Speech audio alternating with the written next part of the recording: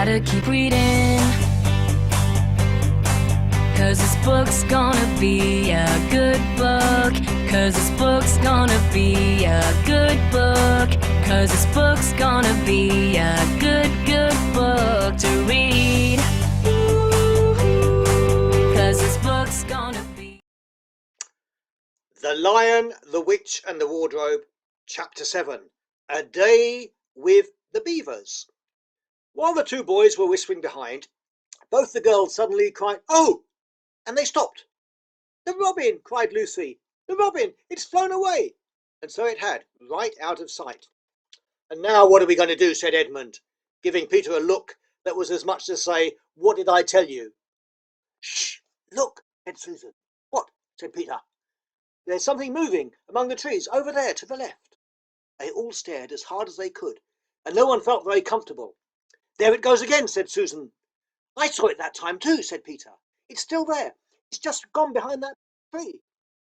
"What is it?" asked Lucy, trying very hard not to sound nervous. "Whatever it is," said Peter, "it's dodging us. It's something that doesn't want to be seen." "Let's go home," said Susan. And then, though nobody said it out loud, everybody suddenly realised the same fact that Edmund had whispered to Peter at the end of the last chapter. They were lost. "What's it like?" said Lucy. It's a kind of animal," said Susan. And then look, there it is again. They all saw it this time. A whiskered, furry face, which had looked at them from behind a tree. But this time it didn't immediately draw back. Instead, the animal put its paw against its mouth, just as humans put their finger on their tips when they are signalling you to be quiet. Then it disappeared again. The children all stood, holding their breath. A moment later, the stranger came out from behind the tree, glanced all around them as if it were afraid someone was watching, and then said, "Hush!" It made a sign to them to join it in the thicker bit of wood where it was standing, and then once more disappeared. "I know what it is," said Peter. "It's a beaver. I saw the tail." "It wants us to go to it," said Susan, "and it's warning us not to make a noise." "I know," said Peter.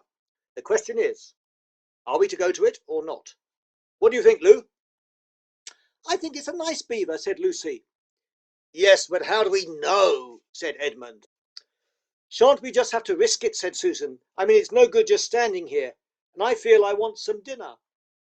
At this moment, the beaver again popped its head out from behind the tree and beckoned earnestly to them. "Come on," said Peter.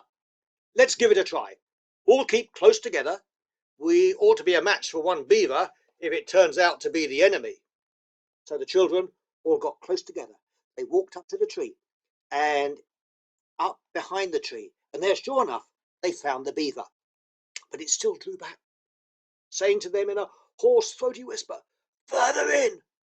Come further in! Right in here! We're not safe in the open." Only when it had led them into a dark spot where 4 trees grew quite close together, that their branches met, and the brown earth and pine needles could be seen underfoot because no snow had been able to fall there, did it begin to talk to them. "Are you the sons of Adam and the daughters of Eve?" it said. "We're some of them," said Peter. "Shh!" said Beaver. "Not so loud. We're not safe even here." "Why, what are you afraid of?" said Peter. "There's no one here but ourselves." "There are the trees," said the beaver. "They are always listening. Most of them are on our side, but there are trees that would betray us to her. And you know who I mean." And it nodded its head several times. "If it comes to talking about sides," said Edmund, "how do we know you're a friend?" "Not meaning to be rude, Mr. Beaver," added Peter, "but you see we're strangers here." Quite right," said the beaver. "Here is my token." With these words it held up to them a little white object. They all looked at it in surprise, until suddenly Lucy said, "Ah, of course, it's my handkerchief, the one I gave to poor Mr. Tumnus." "That's right," said the beaver. "Poor fellow, he got wind of his arrest just before it actually happened, and he handed this over to me. He said that if anything happened to him, I must meet you here and take you on to. Here the beaver's voice sank into silence, and it gave one or two very mysterious nods, then signalling to the children to stand as close as they possibly could, so that their faces were actually tickled by its whiskers. It added in a low whisper, "They say Aslan is on the move, perhaps has already landed." And now a very strange, curious thing happened.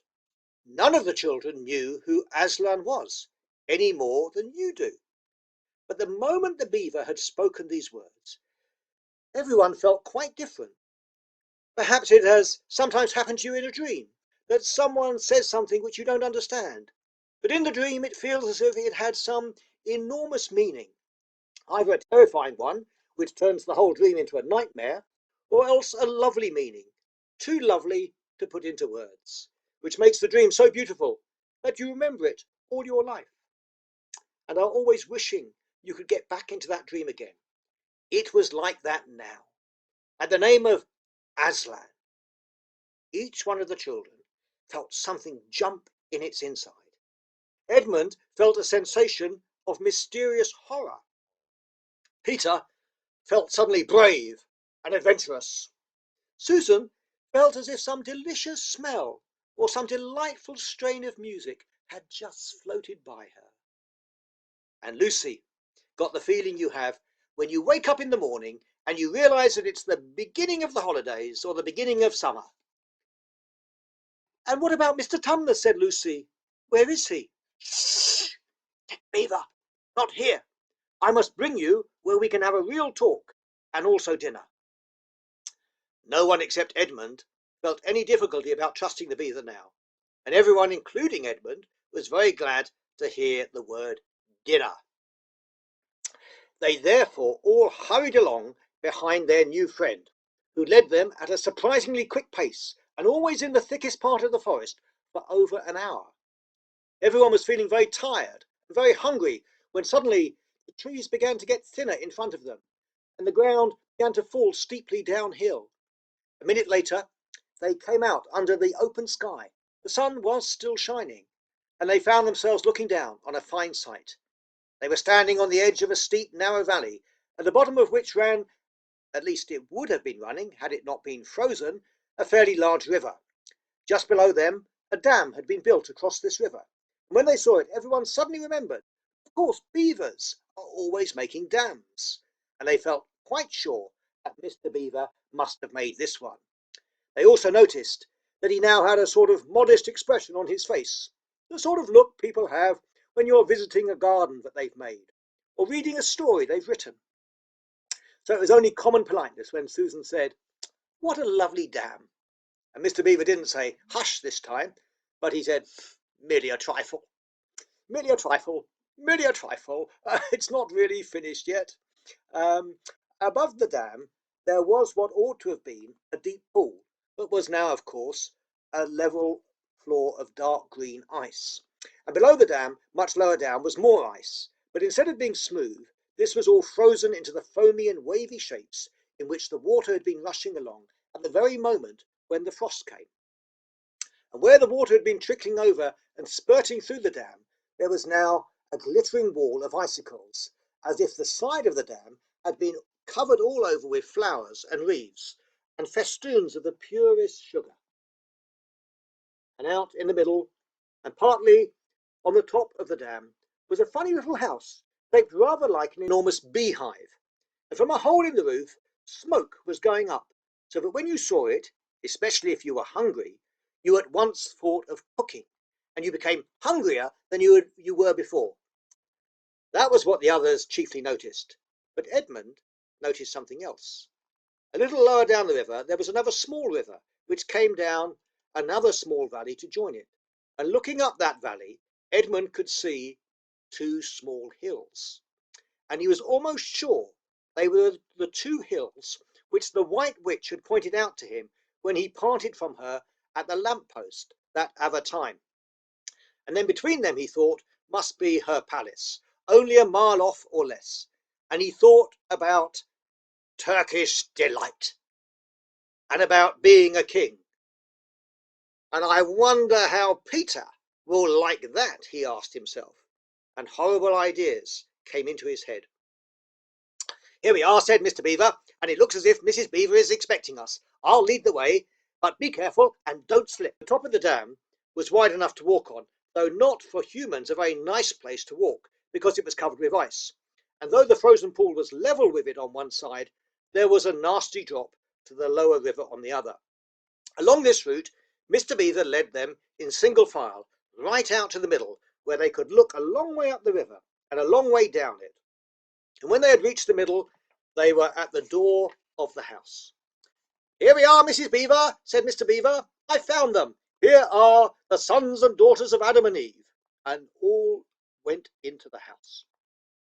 The first thing Lucy noticed as she went in was a burring sound.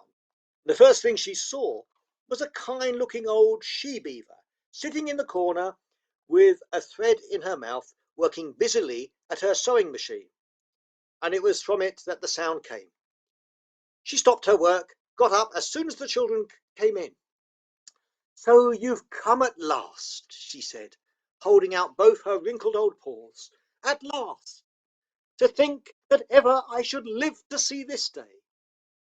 The potatoes are on boiling, the kettle's singing, and I dare say, Mr. Beaver, you'll get us some fish.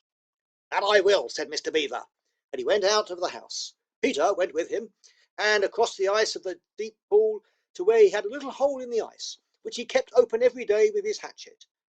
They took a pail with them. Mr. Beaver sat down quietly at the edge of the hole. He didn't seem to mind it being so chilly.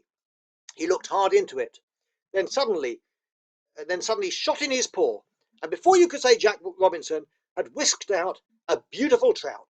Then he did it all over again, until they had a fine catch of fish. Meanwhile, the girls were helping Mrs. Beaver to fill the kettle, and lay the table, and cut the bread, and put the plates in the oven to heat, and draw a huge jug of beer for Mr. Beaver from a barrel which stood in one corner of the house, and to put on the frying pan and get the dripping hot. Lucy thought the Beavers had a very snug little home, though it was not at all like Mr. Tumnus's cave.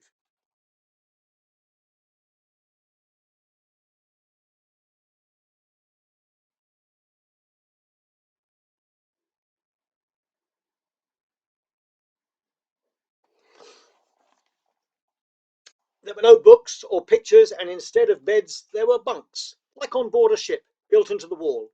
And there were hams and strings of onions hanging from the roof, and against the walls were gumboots and oilskins and hatchets, and pairs of shears and of spades and trowels, and things for carrying mortar in, and fishing rods and fishing net sacks. And the cloth on the table, though very clean, was very rough. Just as the frying pan was nicely hissing, Peter and Mr. Beaver came in with the fish, which Mr. Beaver had already opened with his knife and cleaned out in the open air. You can think how good the new caught fish smelled while they were frying, and how the hungry children longed for them to be done, and how very much hungrier still they had become before Mr. Beaver said, "Now we're nearly ready." Susan drained the potatoes, and then put them all back in the empty pot to dry on the side of the range, while Lucy was helping Mrs. Beaver to dish up the trout, so that in a very few minutes everyone was drawing up their stools. It was all three-legged stools in the Beavers' house, except for Mrs. Beaver's own special rocking chair beside the fire, and they were preparing to enjoy themselves. There was a jug of creamy milk for the children. Mr. Beaver stuck to beer, and a great big lump of deep yellow butter in the middle of the table, from which everyone took as much as he wanted to go with the potatoes. And all the children thought, and I agree with them, that there's nothing to beat good freshwater fish if you eat it when it has been alive half an hour ago and has come out of the pan half a minute ago. And when they had finished the fish, Mrs. Beaver brought unexpectedly out of the oven a great and gloriously sticky marmalade roll, steaming hot, and at the same time moved the kettle onto the fire, so that when they had finished the marmalade roll, the tea was made and ready to be poured out. And when each person had got his or her cup of tea, each person shoved back his or her stool so as to be able to lean against the wall and give a long sigh of contentment. And now, said Mr. Beaver, pushing away his empty beer mug and putting his cup of tea towards him. "If you'll just wait till I've got my pipe lit up and going again, why then we can get down to business. It's snowing again," he added, cocking his eye at the window. "That's all the better, because it means we shan't have any visitors, and if anyone should have been trying to follow you, why, he won't find any tracks."